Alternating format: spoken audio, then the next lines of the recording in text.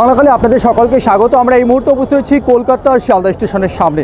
ঠিক এখানে কিন্তু আজকে একটি মহা মিছিলের ডাক দেওয়া হয়েছে, যেটা আপনারা দেখতে পাচ্ছেন যে বিভিন্ন সংগঠনের পক্ষ থেকে। যেমন আমরা জানতে পারছি যে এই মহা মিছিলের ডাক জল, জঙ্গল, জমি ও আদিবাসী বাঁচাও আন্দোলন এবং এর সহযোগিতায় ভারত জাকাত সন্তানের পক্ষ থেকে কিন্তু এই মহা মিছিলের ডাক দেওয়া হয়েছে। এবং এখানের যে তাদের যে মূল বিষয়, সেটা আদিবাসীদের উচ্ছেদ করে উন্নয়ন নয়। অর্থাৎ উন্নয়ন করতে হলে কি আদিবাসীদের উচ্ছেদ করতেই হবে?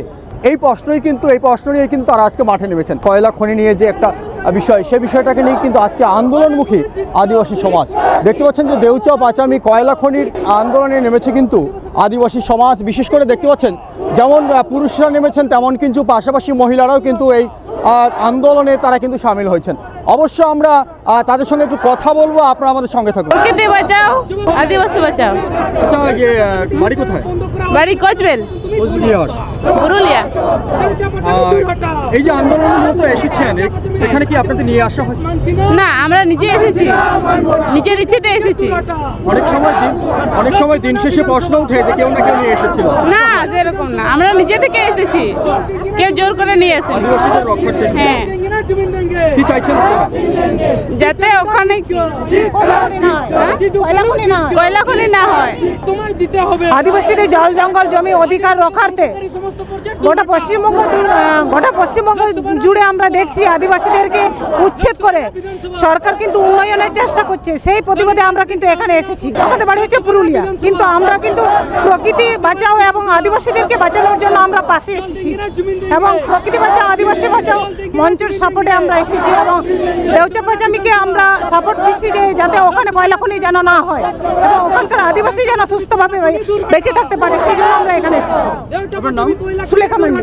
এখানে এসেছি এই যে বছর বছর আমাদের যে জল, জঙ্গল, জমিন সব কিছু আমাদের আদিবাসীদের কাছ থেকে কেড়ে নেওয়া হচ্ছে, এই বিরুদ্ধে আমরা এখানে এসেছি।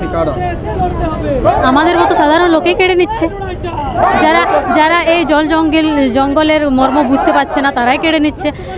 আপনি দেখুন, যেখানে কয়লা খনি বা কোনো প্ল্যান্ট পাওয়ার প্রজেক্ট যেখানে হচ্ছে না, এই আদিবাসীদের এলাকাতেই হচ্ছে। আপনি দেখবেন আদিবাসী এলাকাতেই হচ্ছে।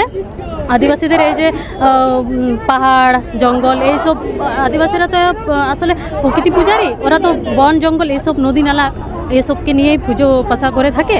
তো এই সব কিছু উচ্ছেদ করে আদিবাসীদেরকে উচ্ছেদ করে, এটাই আমাদের যে আমরা নিজের জায়গা নিজেই থাকতে চাই। আমরা কয়লা খনি বা কোনো কিছু পাওয়ার প্ল্যান্ট বা যে কোনো খনি আমরা চাই না। আমরা নিজের জায়গাতে নিজেই থাকতে চাই। দেউচা পাচামিতে আমাদের 14 বর্গ মাইল জুড়ে এলাকা আমাদের আদিবাসী আছে। ওখানে গ্রামে গ্রামে প্রত্যেকজনের জাহের থান আছে, পুজো পাশার জায়গা আছে এবং ক্ষেত, জমি, বাড়ি সবাইরই আছে, যেটুকু আছে। এরপর সেখানে কয়লা খনি দাবি করা হচ্ছে। ওখানে আদিবাসীদেরকে উচ্ছেদ করে ওখানে কয়লা খনি করা হবে। হ্যাঁ, আমরা কয়লা খনির বিরুদ্ধে। এই সংগ্রাম আপনাদের কতদিন চলবে? যতদিন না মানা হচ্ছে ততদিন চলতেই হবে, তাছাড়া তো কোনো উপায় নেই। আপনার নাম? সরস্বতী বাস্কে। আমাদের যে আজকে আন্দোলনটা হচ্ছে, আমাদের কলকাতা রাজপথে আমরা যে এসেছি আজকে, আমাদের আন্দোলনটা হচ্ছে একটাই, যে আমরা আমাদের জল, জঙ্গল, জমি ছেড়ে, ভিটেমাটি ছেড়ে, আমাদের বাপ দাদের পূর্ববর্ষের ভিটেমাটি ছেড়ে আমরা কিন্তু কোথাও কিন্তু আমরা যেতে চাই না। আমরা কিন্তু এলাকায় উচ্ছেদ হতে আমরা চাইছি না। তার জন্য আজকে আমরা এখানে এসেছি। আমরা সরকারকে বারবার বলেছি, আমরা কিন্তু সরকারকে আমরা ডেপুটেশন দিয়েছি যে আমরা কিন্তু কয়লা খনি চাই না। তা সত্ত্বেও উনি কিন্তু আমাদের কথা শুনছেন না, আমাদের কথা কোনো কিছু মানছেন না।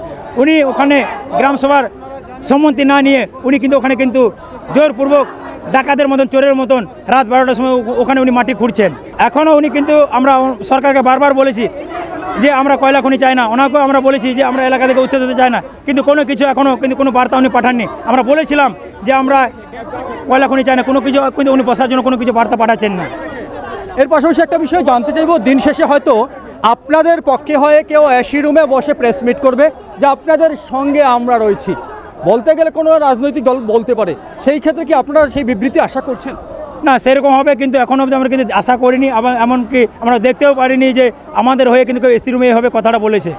এখন অবধি আমরা কিন্তু দেখতে পাইনি, নিজের স্বচক্ষে আমরা কিন্তু দেখতে পারিনি। কারণ আর যারা করেছে, যারা বসেছে, তারা হচ্ছে তৃণমূলের চটি যারা দালাল।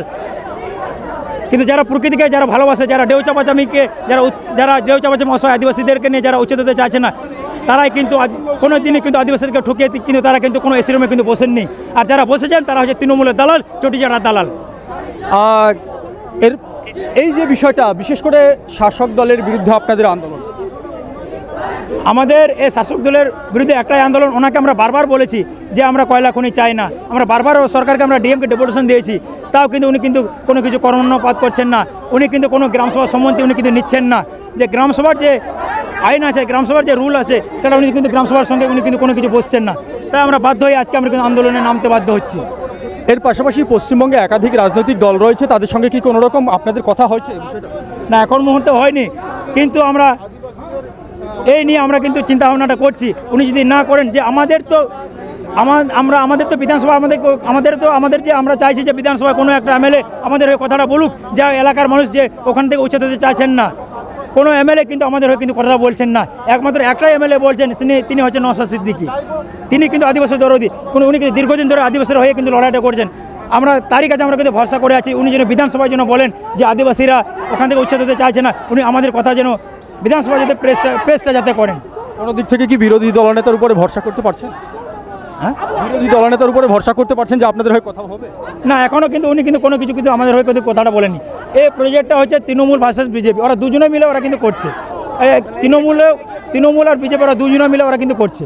এলাকার মানুষ, আদিবাসী জনগণ মানুষ, সেই জিনিসটা কিন্তু আমরা কিন্তু হতে দেবো না। আমরা নিজেদের আমাদের লড়াই আমরা কিন্তু নিজেরাই কিন্তু লড়াইটা করব। দীর্ঘদিন ধরে আমরা লড়াই করে আসছি, আমরা কিন্তু লড়াই করব। কোন রাজনৈতিক দল কী বললো না বললো কিন্তু তার কথা আমরা কিন্তু শুনবো না। সে যদি আমাদের কথা হয়ে যদি বলে যে না, উনি কিন্তু আমাদের কথা যদি বিধানসভা যদি পেশ যদি করেন যে না, এলাকার থেকে আদিবাসীদেরকে উচ্ছেদ করা যাবে না, তাকেই কিন্তু আমরা কিন্তু বলবো যে উনি প্রকৃতিকে ভালোবাসেন। আমার নাম সুশীল মুর্মু, পশ্চিমবঙ্গ গ্রামসভা সমন্বয় কমিটির রাজ্য প্রেসিডেন্ট, ডেউচাপাচামি থেকে। নিশ্চয়ই আমরা এতক্ষণ আপনাদের সামনে একাধিক বক্তব্য তুলে ধরার চেষ্টা করছিলাম যে দেউচাপাচামিতে যে আদিবাসীদের উচ্ছেদ করে কয়লা খনি, সেই কয়লা খনির বিরুদ্ধে তাদের এই আন্দোলন, এবং তারা কিন্তু সংগঠিত হয়েছেন, অর্থাৎ মহামিছিলের ডাক, পাশাপাশি তাদের যে এই সংগঠিত হওয়া, এই বিষয়টা যেমন দেখতে পাচ্ছেন, এই মহামিছিলে পুরুষদের তুলনায় মহিলাদের উপস্থিতি কম নয়। পাশাপাশি শুধুমাত্র দেউচাপাচামির মূল নিবাসী যারা সেখানে বসবাস করেন তারা নয়, বিভিন্ন জায়গায় বিভিন্ন জেলা থেকে কিন্তু তাদের সংগঠনের সদস্যরাও কিন্তু, অর্থাৎ তারাও ছুটে এসেছেন। তারাও একই দাবি করছেন যাতে কোনোরকমভাবে আদিবাসী সমাজকে সেখান থেকে উচ্ছেদ করে কয়লা খনি তৈরি করা না হয়।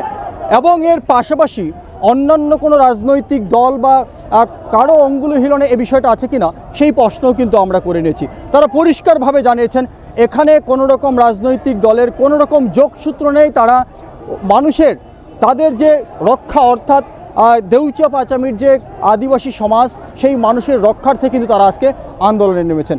এবং তাদের পরিষ্কার বক্তব্য, ইতিপূর্বে রাজ্য সরকারের পক্ষ থেকে তাদের ডাকা হয়েছিল আজকের এই বিশেষ প্রোগ্রামের জন্য, তারা সেখানে কিন্তু উপস্থিত হতে পারেননি। অর্থাৎ সুষ্ঠুভাবে যে একটা আলোচনা হবে, সেই আলোচনার যে সঠিক সমাধান বেরিয়ে আসতে পারে সেদিকে কিন্তু তারা যেতে চাইছেন, কিন্তু ডাকা হলেও তারা কিন্তু সেই ডাকে, অর্থাৎ তারা কিন্তু সাড়া দেননি, এমনটাও কিন্তু আমরা জানতে পারলাম। এর পাশাপাশি আবারও আরেকটা বিষয় জানিয়ে রাখি, দেউচাপাচামি শুধু নয়, একাধিক বিষয় তারা তুলছেন যে আদিবাসী সমাজের উপরে যেভাবে এই ঘটনাগুলো দিনের পর দিন ঘটছে তারা কিছুতেই মেনে নিতে পারছেন না। তবে আগামী দিনে এই আন্দোলন বা এই আদিবাসী সমাজের উপরে অত্যাচার 2026-এর বিধানসভায় কোনো প্রভাব পড়বে কিনা, অর্থাৎ সেই দ্বিতীয় সন্দেশখালী হবে কিনা, সেদিকেই লক্ষ্য থাকছে আমাদের। আপাতত শেষ করছি, পরবর্তী আপডেট থাকবে। ক্যামেরায় সৌরদীপ্তের সঙ্গে আমি জাহিদুল ইসলাম, বাংলাকাল।